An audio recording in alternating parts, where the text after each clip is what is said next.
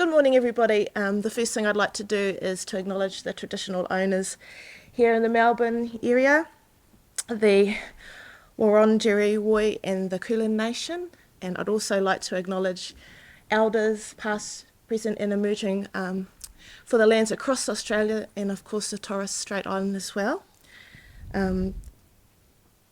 Yes, so our acknowledgement of the traditional owners in place.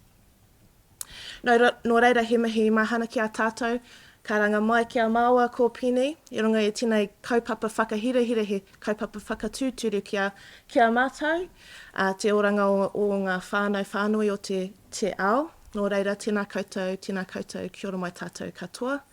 Ko hikirangi te maunga ko Waiaputi awa, ko Ngāti Porou te iwi, te hei mauri ora. Good morning, everybody. I'm Angie Tangaere. I'm Ngāti Porou, hail from the North Island, east coast of the North Island in Aotearoa, New Zealand. And it's our privilege to be here to share with you today and to learn from you. I'm the kaitohu tangata tiriti, tangata whenua of the Auckland Co-Design Lab.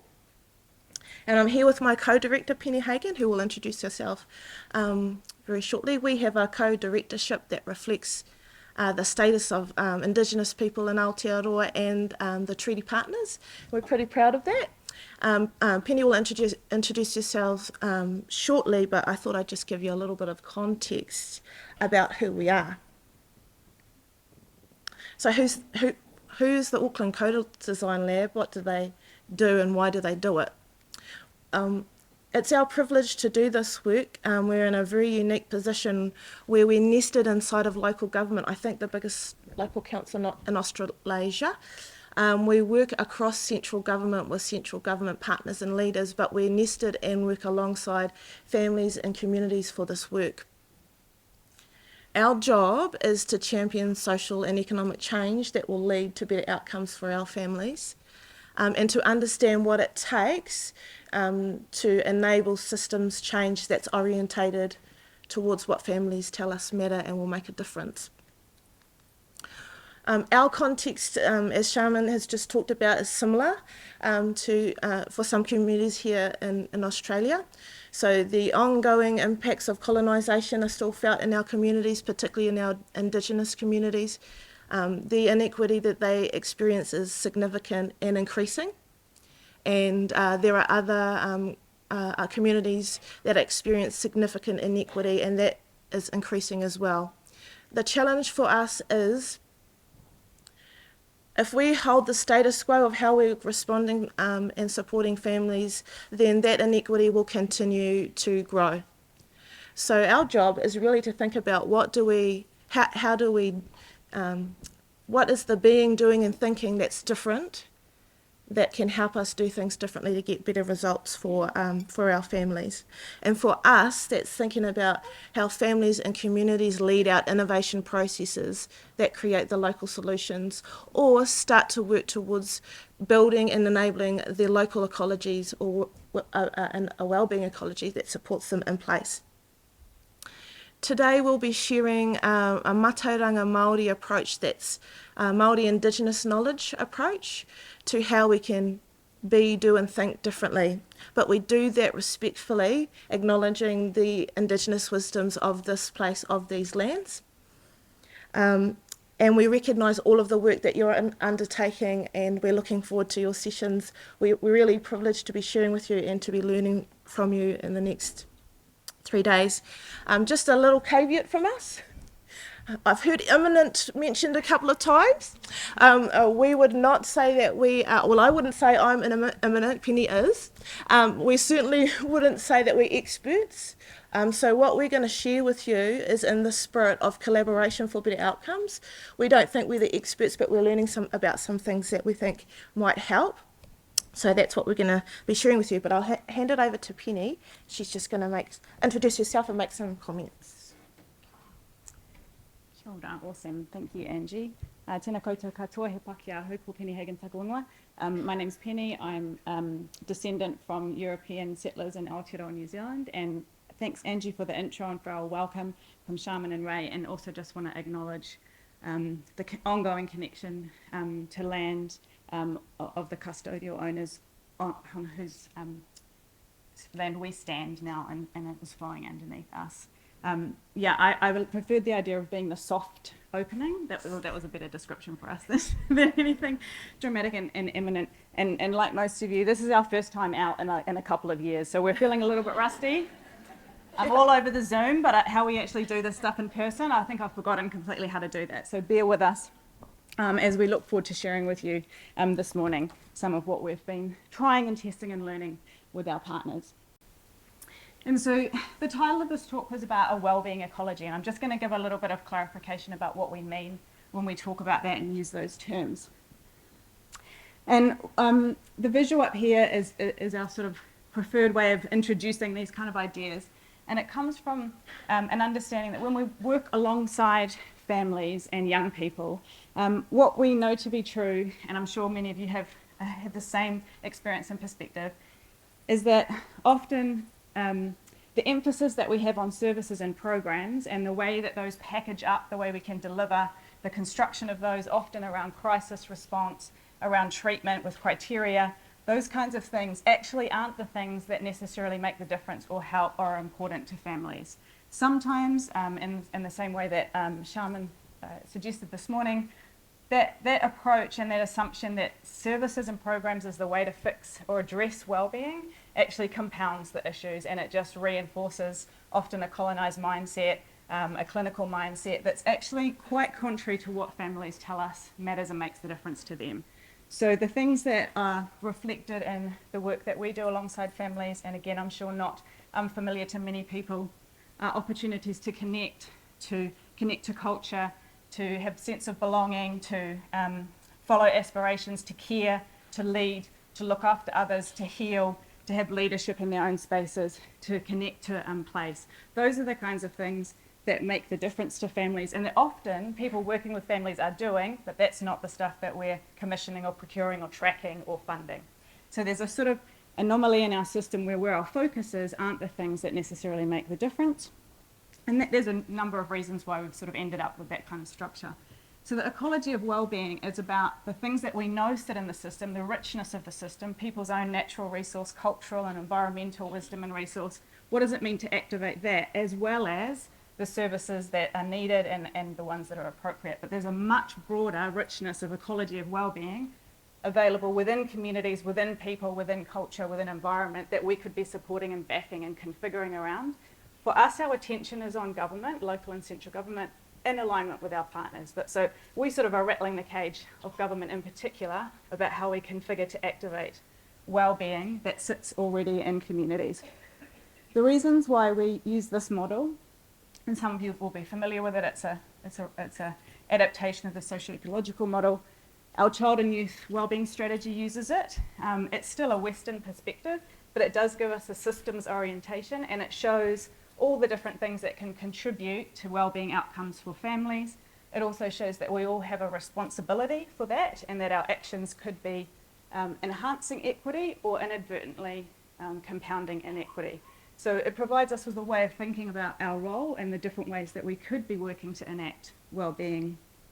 For us though, the activation of well-being only happens if it's connected into place. So families at the centre, but also place at the centre. So our work is to support government to think about what does it mean when you start in place. You start in the history of place, the story of place, what has been, as well as the future and the aspirations and the strengths in place. Otherwise, policy just floats and it doesn't connect to the realities of what's there or the capacities and the aspirations of people in place. So that connectivity is really important to us.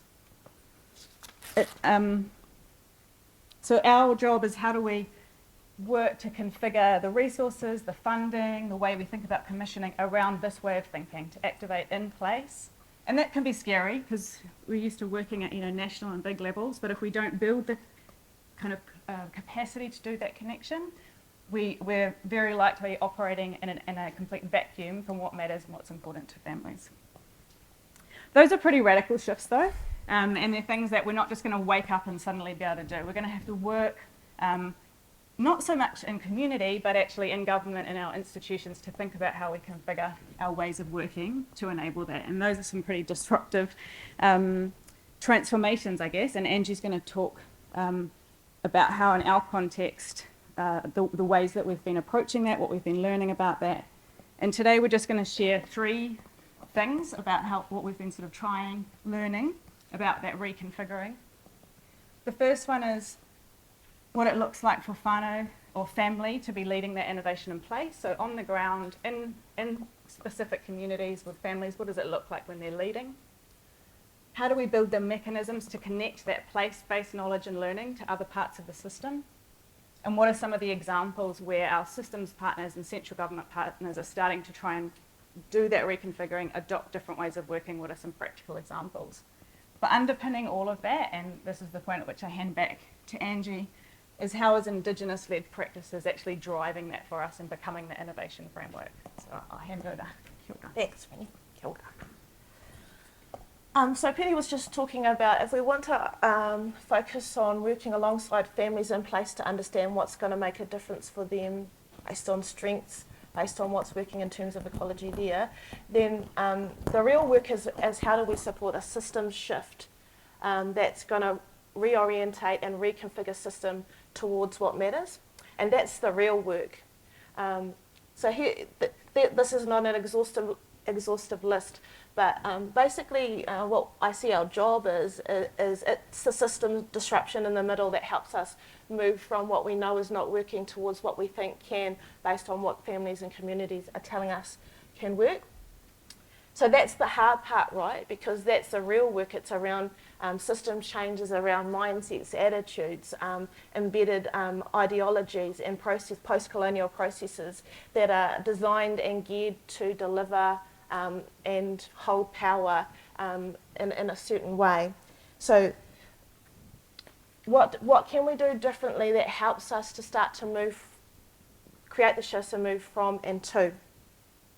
And what we've been thinking about is how Indigenous knowledge systems can help us do and think differently, and how do they help us begin to move towards different ways of doing and being, so that we can move away from what's not working for our communities. We know what's not working, you guys know what's not working at the moment, and communities know what's not working at the moment. How do we start to move towards what does? And what we're drawing on to help us with that is a navigation system. And that navigation system has much more of a focus on how are we being together in relationship, how are we travelling, where are we going, and feeling the rhythm of complexity and the challenge of complexity as we're moving through that process.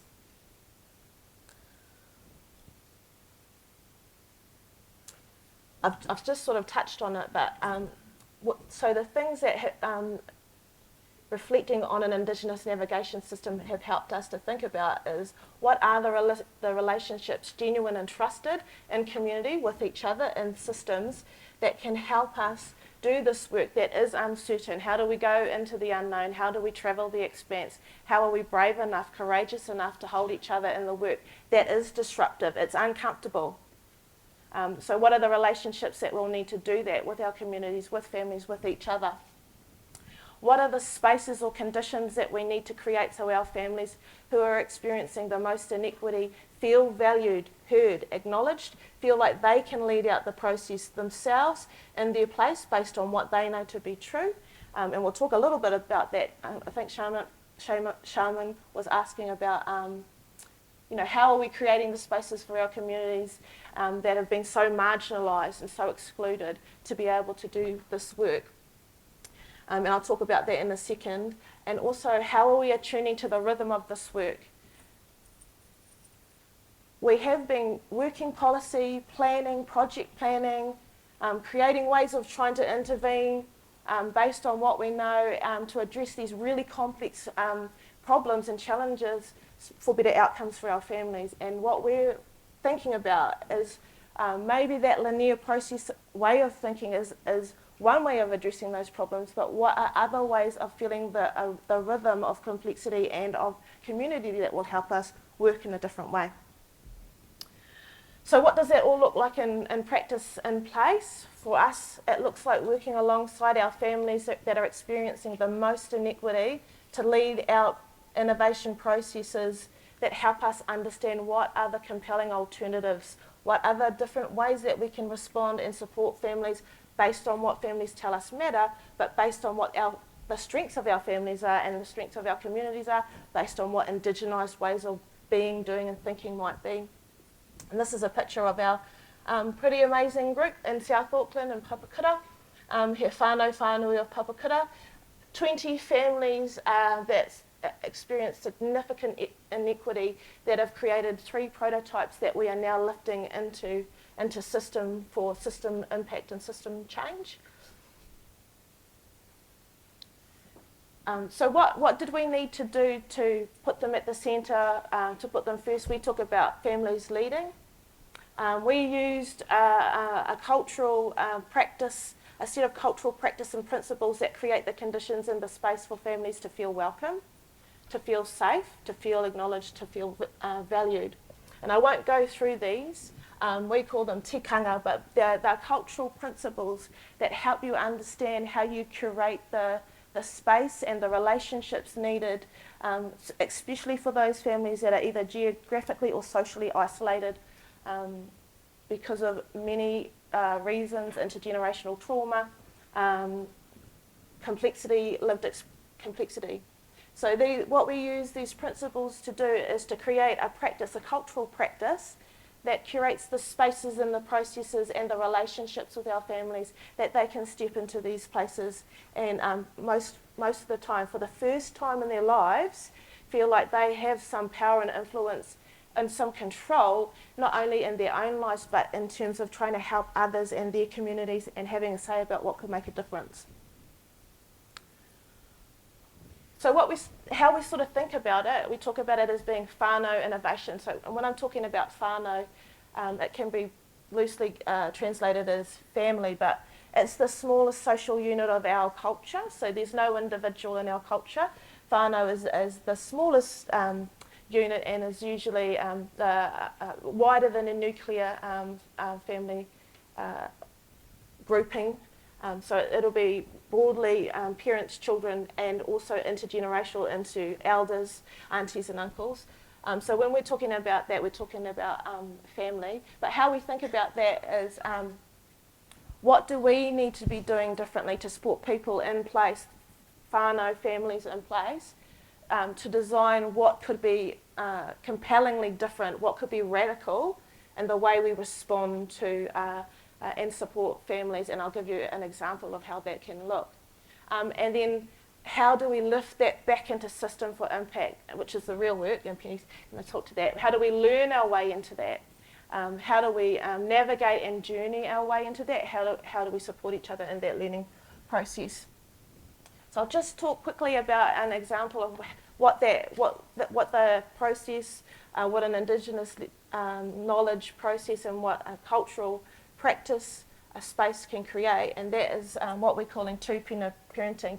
Tūpuna is ancestors in our culture, and so we had a group of families think about what can we do differently around supporting our families in terms of their parenting journey, positive parenting, better outcomes for our children and for our families.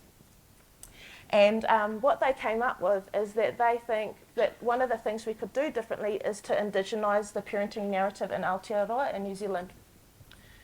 So what they were talking about was an opportunity where families could connect to the ancestral wisdoms of all of those that had come before us and gone, and connect into what were the ways that we were parenting previously to what is now a largely colonised narrative of parenting in Aotearoa. This way of thinking about a change in the narrative and a change of how we're orientated in terms of systems towards parenting programs in Aotearoa gave us 2 really good insights. If we can do that, and if we can enable family-to-family connections to do that, to transfer that knowledge, that ancestral and cultural knowledge, 2 things happen. You're already enabling local cultural and social infrastructure in that process. So you're helping people to connect with other people, and you're helping to transfer some cultural knowledge that may have been lost for that family or in that generation. And the second thing that families told us was really powerful about the process is that it helps people to connect to cultural wisdoms that may have been lost for generations in their family or even in their tribe. So what we learnt about it was, while it looks like a compelling alternative for system, it also supports some really positive outcomes in place for families that builds around social capital, pro-social relationships, but also provides a compelling alternative for system responses. I'm not sure where I'm at with timing. I think I took Good. but it's good? Okay. So what does that all tell us if we think about using Indigenous knowledge systems as a way of doing, thinking and being differently? It tells us two things.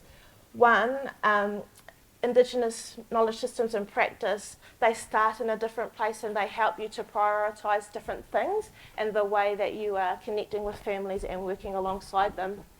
Two, focusing on what matters to whānau or families in place not only builds on what they tell us matters and what will work there, but it also by default often gives you the radical reorientation that system needs. So they're usually strength-based, localised, Indigenous-led solutions. So by default they will be a different response to what we're currently providing for in terms of system responses. Not to say we don't need to be responding through system, to say that we know that we are responding and trying our best to support families, but there must be some way for us to reorientate to well-being and to other ways of supporting other than intervention or service. And that all of that is great, and working alongside families is great, and they will always give us some really amazing insights about what could be different and why, but that still has to be lifted into system, and that's the real work. And I'll pass it back to Penny to talk about how we're thinking and learning about that. Kia ora.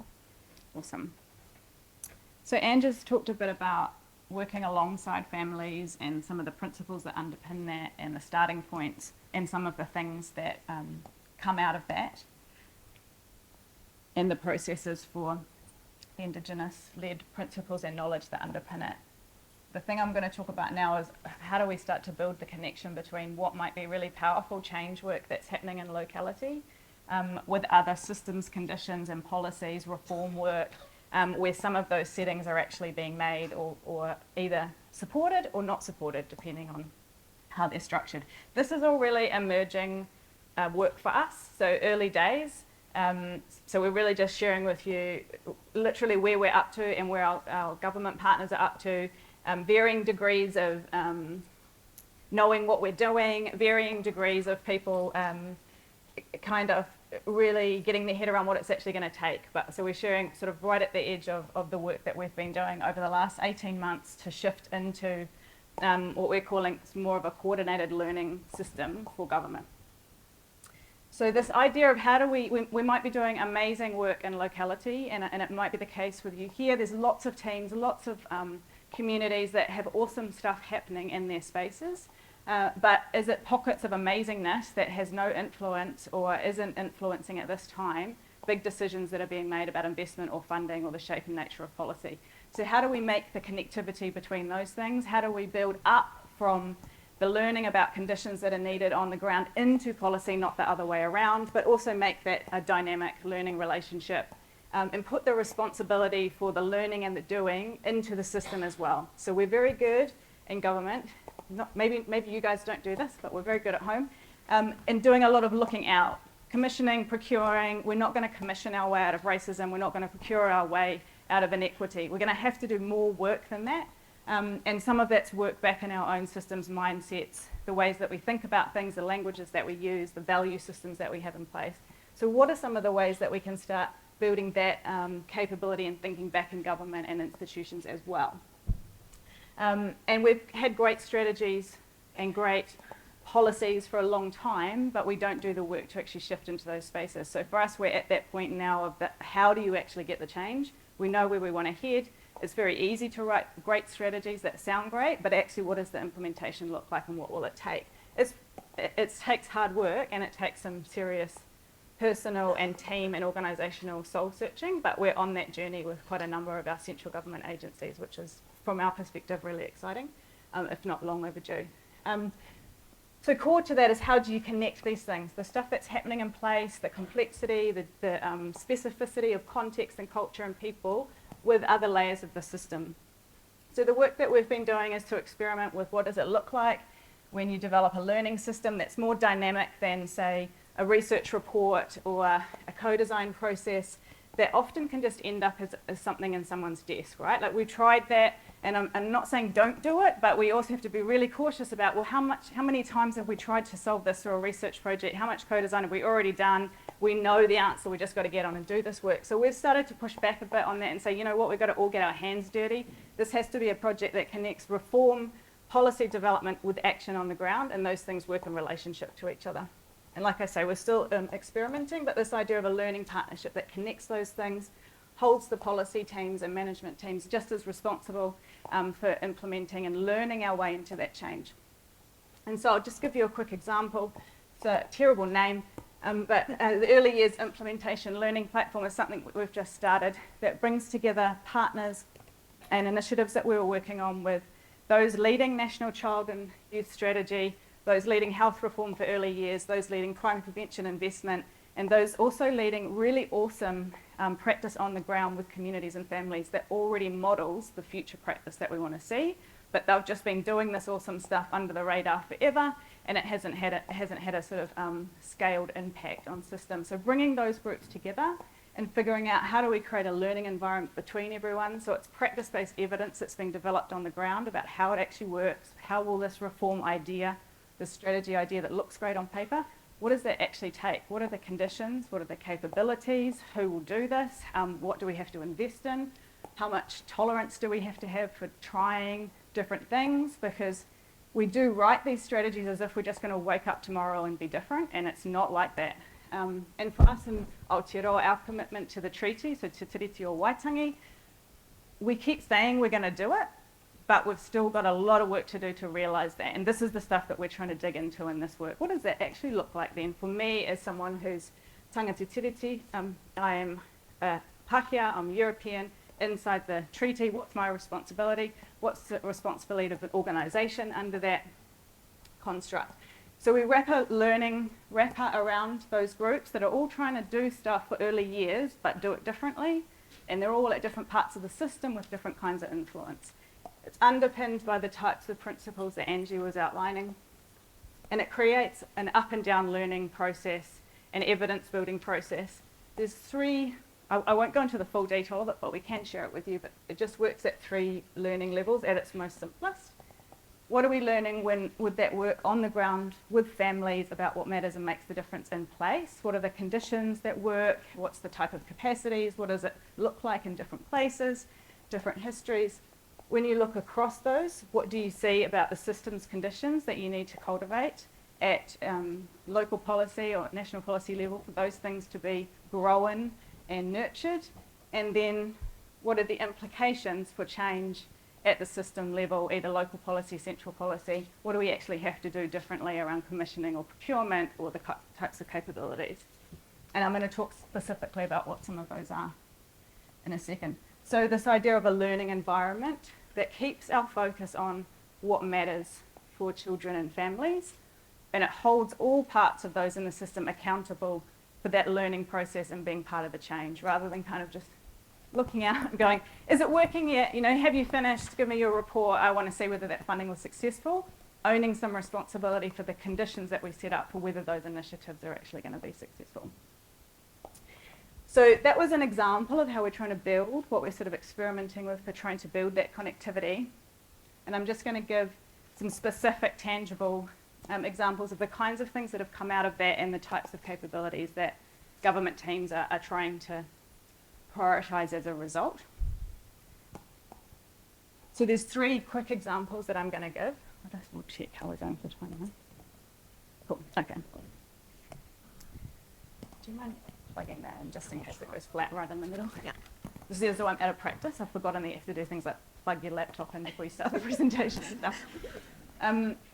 So the 3 things I'm just going to give examples around shifting patterns of investment, so investing differently, a focus on conditions over services and programs, and shifts in what we track and measure, what we pay attention to, what we value. So those are three things that we're experimenting with and learning with, if you like, with our central government partners and community partners. So this first one about shifting patterns of investment. And this image up here is a model that's emerged from our work with families and young people about what needs to be in the system and active in an ecology of well-being in order for them to be well, in order for the conditions for well-being to be in place. So conventionally, we put a lot of emphasis on responding. We do a lot of crisis response, service response in that, bottom right-hand corner. And that keeps us in a perpetual state of crisis. And often you have to let families go into crisis before they can access the support and the services. It's really short-term stuff, but so immediate that it's like a vortex that just sucks all our energy in there. When we look at it, on a percentage-wise, we might be investing 2% of our entire cost towards something like family violence on the other stuff. Everything else is going into that corner. I'm sure there's probably some similar analysis here.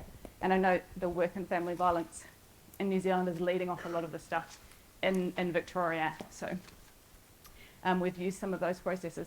This model comes from what families say matters, which is, yes, responding and suitable help when we need it, but please also much more emphasis on the healing and strengthening. That we might need healing not straight after crisis, just whenever that's something that needs to be addressed. And that healing is something that is supported in our spaces and our policies and our places. It doesn't just mean a therapy thing or a clinical thing. Healing happens through all sorts of cultural and natural forms and environmental forms. And similarly, strengthening how our environments, building on the capacities and natural, cultural, environmental capacities of families. So this is a pattern of investment that central government agencies are trying to shift to, away from crisis and short-term cycles to patterns of investment that balance across these three things. So our National Strategy for Family and Sexual Violence, which was launched at the end of last year, has 10 central government agencies who are responsible for that delivery. This is the model that they use for trying to reorganise their investment now, to make them conscious of the fact that we were pouring everything into that. And what does it look like when you start to reconfigure where the money goes, where the emphasis goes, where the measurement and monitoring goes, and you hold yourself accountable to the strengthening and healing? And what does that even look like? We've talked about prevention for a long time, not really invested in it, but also that doesn't mean anything to families. Strengthening and healing are the things that families relate to in terms of their environments and their experiences. So this is just an example of patterning investment differently that's coming out of this way of working. The second one is a focus on conditions, cultivating the conditions for wellbeing, investing in the conditions and the capacities of communities over investing in services and programs. So it won't be any new news to anybody that I'm sure some of you are here, some of our most amazing NGO providers, folks that work alongside families, only get funded for specific programs and services, no capacity building, no succession planning. All the stuff they do that matters, that really makes the difference, they do for free, or they do outside of hours. So they're almost running two systems, the accounting system that the funding rights to, and the accounting system that they know actually matters and makes the difference. So what does it look like to invest in that stuff, the stuff that actually matters, that allows people to grow their own responses in community, lead their own responses, as opposed to having prescribed, boxed up services that you can only access if you hit certain criteria. It's a really big shift. It means tracking and valuing completely differently, but it's an investment in social cultural infrastructure and locality. It allows local folks to figure out what they need in their own spaces and to start where families are at and where communities are at. So this idea of investing in conditions is a new kind of language for some of the teams we're working with. They're much more used to accounting and more conventional ways for outputs from services and programs. So it's genuinely a sort of learning process, and it's also a learning relationship with people in locality to figure out, well, what does it mean? How do we still hold the accountability that we have to have from a public perspective, public value perspective, but how do we invest in the conditions in your locality so you can do what you need with families and families can lead their work? The last thing, and these are very connected as you can tell, is how do we have to shift then what we track and measure if we're valuing different things? So what are the things that we might pay attention to if we're really focused on growing leadership, or we're really actually going to step back from some clinical and Western models and on Indigenous, and in our case, Mātauranga Māori models, what will we be tracking? Very different things. Very different things matter. Even Angie's example of whānau as the smallest family unit, we're not thinking about individuals anymore. You need to set up a system that respects intergenerational relationships, and that's how we think about engaging with families. What does it mean to track whether there's healthy social infrastructure, as opposed to did you deliver 108 outputs like you said you would, or 108 home visits? What does it look like to track healthy relationships? And the last part of this, I've got the same message I keep coming back to, but how do we hold ourselves accountable in government? So again, we're very good at outward tracking, outward monitoring, not so great at saying, well, we said we were going to act and be differently. We said we were going to honour treaty, or we were going to prioritise Indigenous-led, or we were going to prioritise place. Have we done that? Have we invested in the time it takes to do that? And how would we know that we were building the capacities to do that? So holding ourselves accountable for actually what it takes to set up a different way of working. I'll just hand over to Angie to close. Kia ora. Kia ora. We're almost there, team. I hope it's been disruptive enough. So I'm just gonna end with some closing. With some closing comments, and then we're happy to take some questions. But as Penny was saying, in Aotearoa, in New Zealand, we've got the legislative and we've got the policy mandate to enact Te Tiriti to support Indigenous people for self-determination.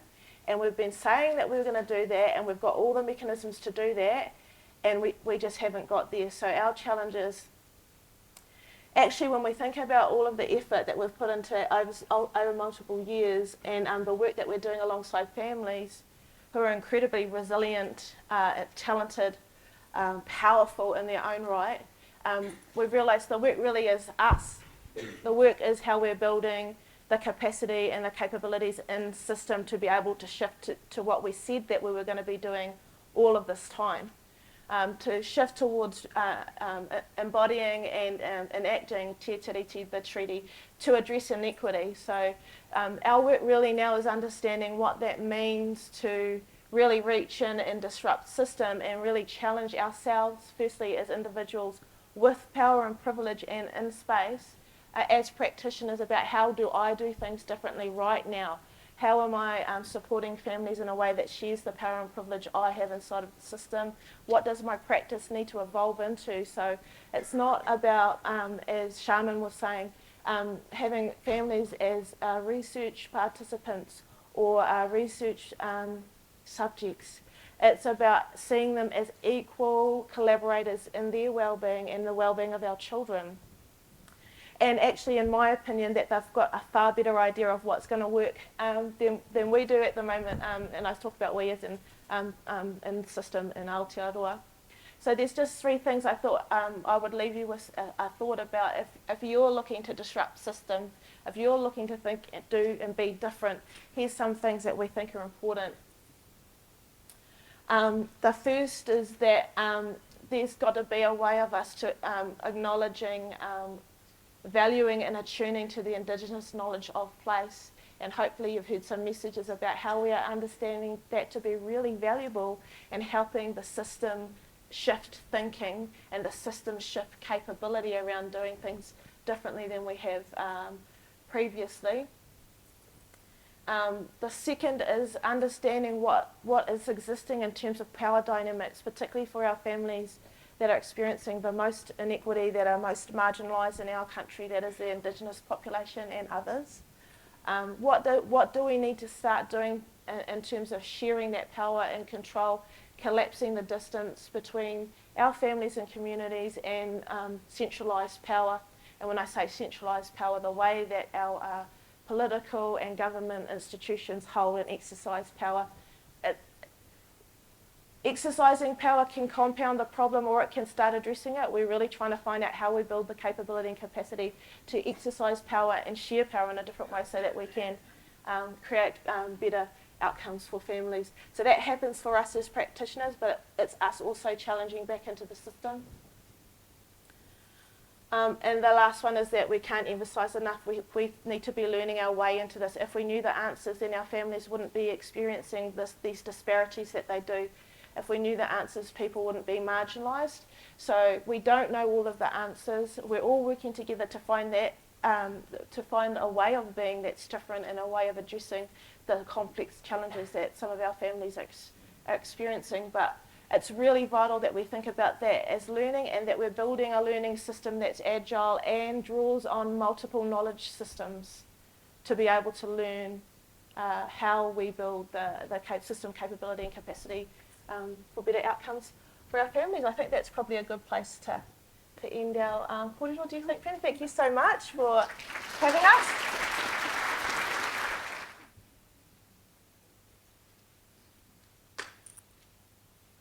So it's Angela Lynch from Queensland Sexual Assault Network.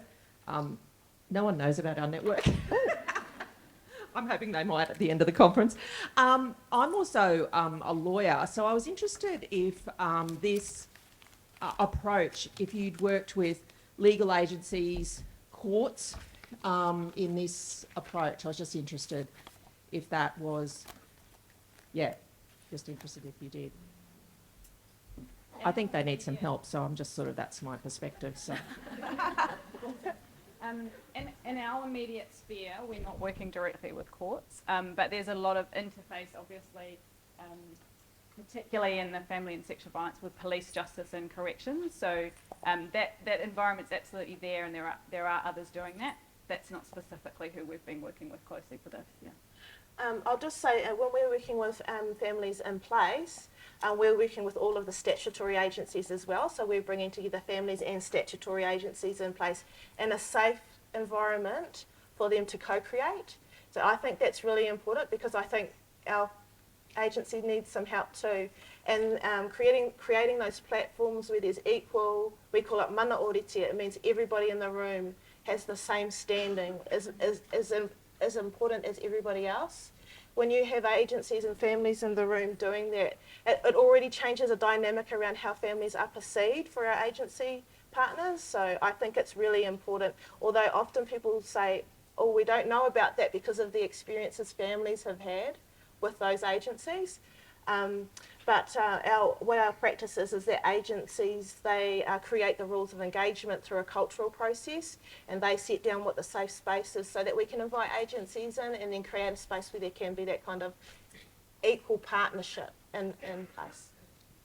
Thank you. I'm going to take a question from the app now, from Jurek Stopniczki, who says, we absolutely love the comment about having to run dual systems, re-KPIs versus what actually makes a difference to families.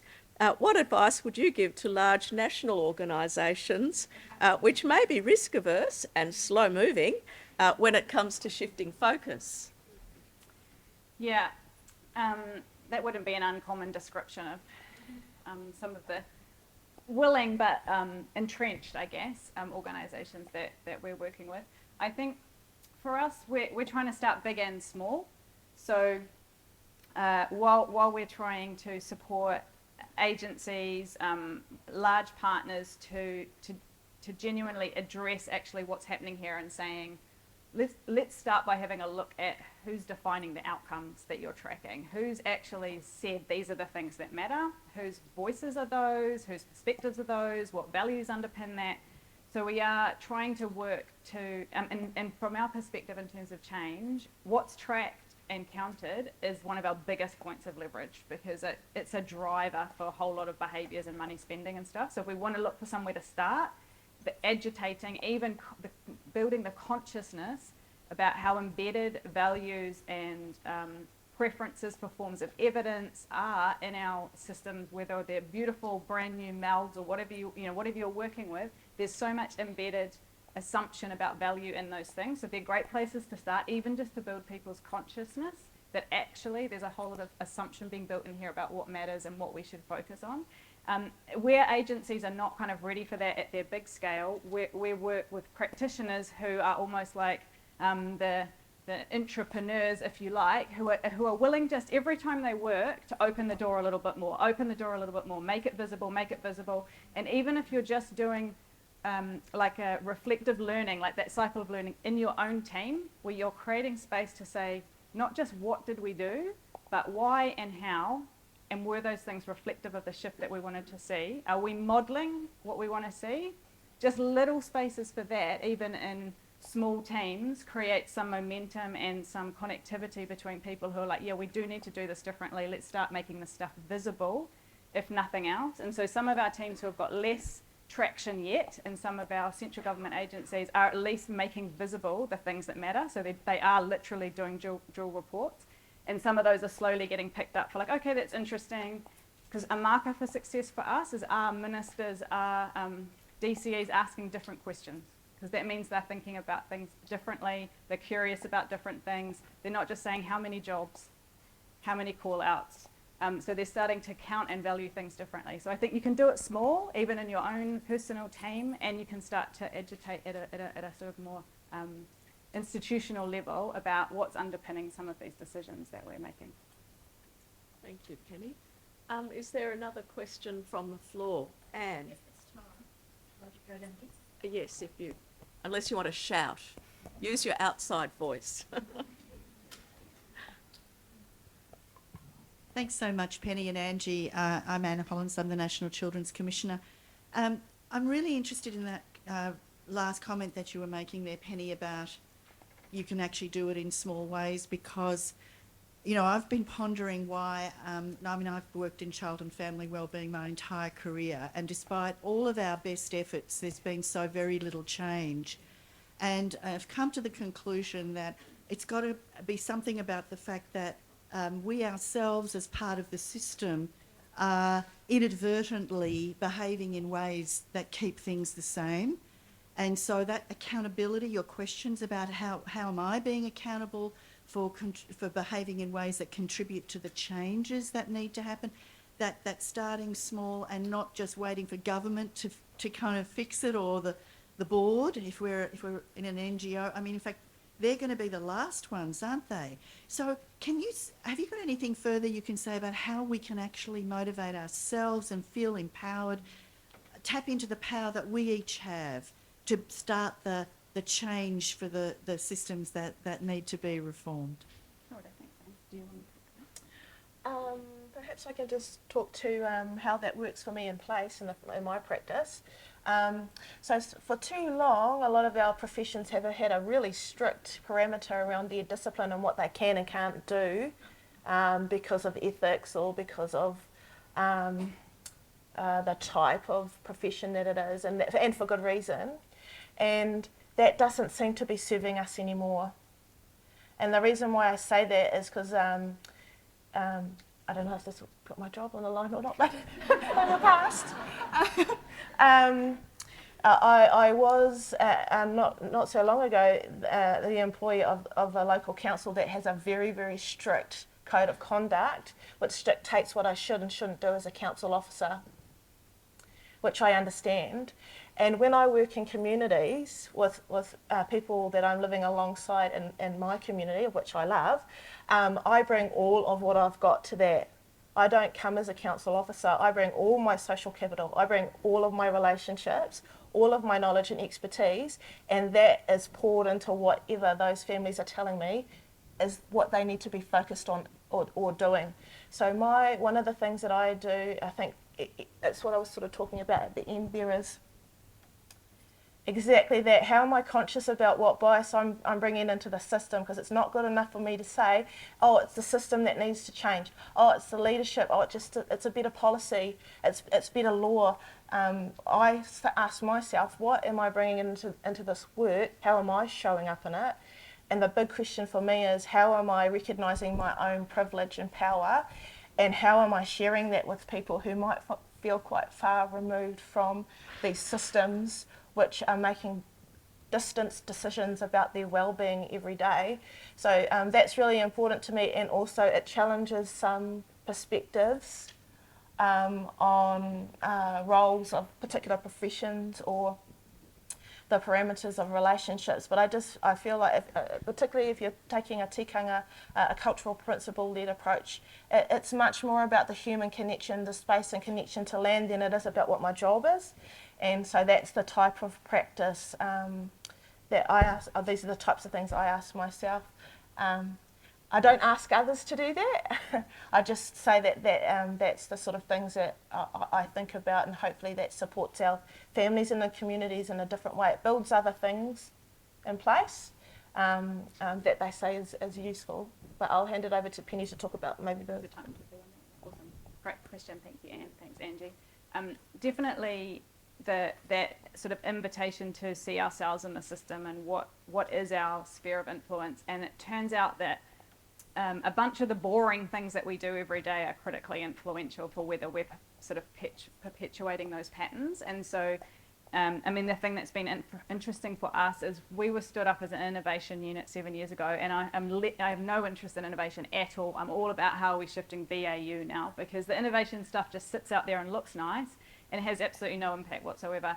It's the dirty, boring stuff about who procured what around what sort of thing, and how was something filed, how was something labelled and named. Like, it's the boring stuff that happens on a day-to-day basis that holds the status quo in place. So paying attention to those things, I think Indy Johar calls it the boring revolution. That's the stuff where you can be, actually really quite profoundly significant. And an example of that would be the language that we use. So saying perpetrators, there are cases where that might be the right language to use, but oftentimes it's not helpful. Or things like NEET, so not in employment, education or training, and just using that as a term to describe young people and put them in a box about their value and aspirations. And we just do it all the time.